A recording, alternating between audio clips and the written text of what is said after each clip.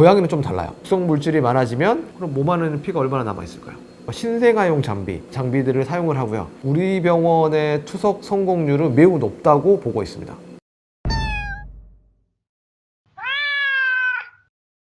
고양이만 건강하면 당신은 행복합니다. 국내 최초, 최고의 고양이 전문병원 백산동물병원 대표 수의사 김형준입니다. 원장님, 고양이 혈액 투석은 어떤 경우에 하는 건가요? 돌 던지는 거요? 투석은 신장의 기능, 콩팥의 기능을 몸 외부에서 장비가 대신 해주는 걸 이야기하고요. 제가 보통 설명을 드릴 때 콩팥은 일종의 정수기라고 생각하시면 좀 편합니다. 정수기, 더러운 물을 정수해주는.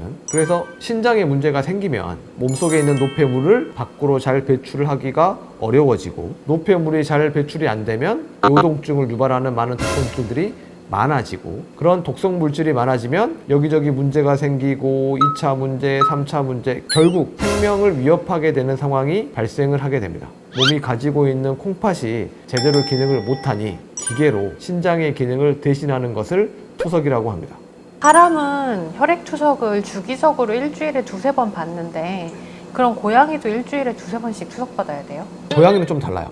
그러니까 사람의 경우에는 일주일에 2-3번씩 가셔서 신장 투석을 하고 일상생활을 사시는데, 고양이 같은 경우에는 급성 상태일 때 위급한 상황을 안정시키기 위한 목적으로 투석을 진행을 합니다. 그러니까 쉽게 얘기해서 고양이는 급성 신부전 상태에서만 투석을 진행해요. 너무 멀쩡했던 아이들이 급성 신부전 상태가 되었을 때 투석을 진행하면 완치가 되는 경우도 있어요.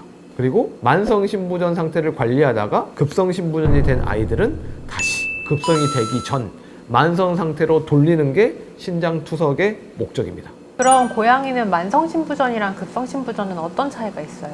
일단 그 질문의 취지는 언제 투석을 하나요? 라는 문제인데, 왜냐하면 제가 급성 때만 한다 이렇게 말씀드렸으니까, 사실 그거는 수의사마다 약간 입장 차이가 있을 수 있는데, 단순히 혈액검사상에서 신장 수치만 가지고 결정을 하는 게 아니라 수치, 증상, 히스토리, 그리고 컨디션, 이 전반적인 것을 보고 저희가 판단을 합니다. 그러니까 쉽게 얘기해서 얘가 그냥 집에서 관리가 안 돼, 평소대로 하면은 유지가 안 될 것 같아, 확 안 좋아졌을 때 투석을 진행을 합니다. 사실 신부전은 관리가 잘 되면 몇 년이고 홈케어가 되잖아요. 그러다가 아이가 확 안 좋아졌을 때, 그때 아이를 보면 급성 신부전 상태가 되어 있을 경우가 많고, 그때 진행하는 게 투석입니다. 물론 수치가 높다고 해서 급성 신부전이 됐다고 해서 다 투석하는 건 아니고요. 애가 요 생성량이 괜찮냐, 단요냐, 핍요냐, 무뇨냐, 많은 것들을 판단해서 진행을 합니다. 사실 투석 안 하고도 좋아진 애들 있어요. 적지 않습니다. 그러니까 누구를 투석할 건가 말 건가 고민을 하는데, 저희는 아이가 소변량이 급격히 줄거나 소변을 생성하지 못할 때, 그때는 매우 적극적으로 투석을 고려하고 있습니다. 고양이도 만성신부전일 때부터 그냥 루틴하게 투석을 진행하면 왜 안 돼요? 저도 그러고 싶어요. 근데 이제 현실적으로 어려운 부분이 있습니다. 제가 알기로는 사람은 투석할 때 3-4시간 이 정도 진행을 하고 완료가 되는 걸로 알고 있고요. 고양이는 적어도 8시간 이상이 필요로 합니다. 아니, 사람보다 아이도 작은데 투석 시간이 더 짧아야 되는 거 아니냐, 이런 거를 궁금해 하시는 분이 있는데, 전 반대입니다. 고양이는 사람보다 덩치가 작잖아요. 그러면 혈관도 훨씬 얇죠. 그래서 사람한테 사용할 수 있는 그런 속도로 투석을 할 수도 없고요. 사람으로 얘기하면 신생아용 장비, 그런 장비들을 사용을 하고요. 너무 수치를 빨리 떨어뜨리면 발작 등, 쇼크 등의 문제가 생길 수도 있습니다. 그래서 체구는 작은데 빨리 하면 안 돼. 그래서 고양이는 사람보다 훨씬 더 오랜 시간이 소요됩니다. 그리고 이제 이걸 사람들처럼 자주 할 수 없냐라는 거에 대해서 이야기를 하자면, 고양이는 작잖아요. 그래서 투석을 하기 위한 충분한 크기의 혈관을 확보하려면 대부분 경정맥을 이용해서 투석을 합니다. 매우 크고 특수한 튜브를 장착해야 돼요. 전신 마취를 해야 되고요. 그리고 매우 크고 고추장스러워서 일상생활에 계속 달고 다니기는 힘듭니다. 그래서 이 투석을 진행할 때만 유지를 하고요. 오늘 투석하고 내일 투석하면 유지합니다.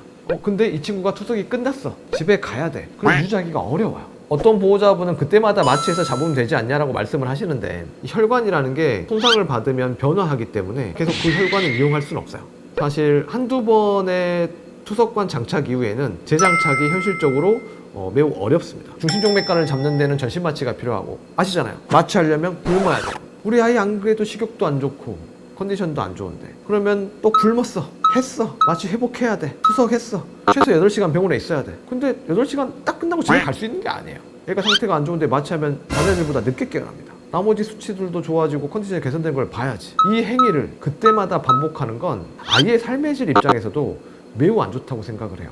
매우 비효율적입니다. 득과 실을 따졌을 때. 얻는 것보다 잃는 게 훨씬 많습니다. 그래서 의학적인 관점에서도 만성 신장 질환을 가지고 있는 고양이에게 주기적으로 투석을 하는 건 추천되지 않습니다. 혈액 투석은 해도 성공률이 낮다는 말도 있는데 이건 어떤가요? 우리는 첫 투석부터 아이가 완치가 됐고요. 우리 병원의 투석 성공률은 매우 높다고 보고 있습니다. 일단 투석을 해야 되는 그런 아이들의 상태는 매우 중환자인 상황이라서 다른 질환에 비해서 투석을 한다고 할지라도 완치율이 낮은 건 사실입니다. 24시간을 하지 않는 병원에서는 장비, 인력, 여러 가지 이유 때문에 투석을 하기 어려운 것도 사실이에요.